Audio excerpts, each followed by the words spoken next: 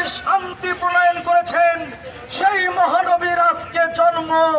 আমরা সকল মুসলমান সকল ভেদাভেদ ভুলে গিয়ে আজকে আমার নবীর জন্ম উৎসব আমরা পালন করব।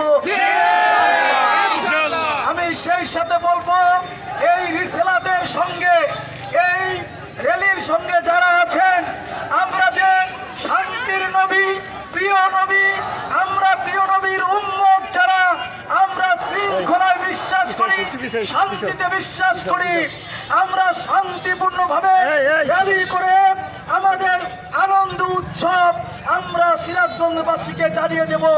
আমাদের মিছিলে কোনো উশৃঙ্খলা থাকবে না, শুধু স্লোগান হবে।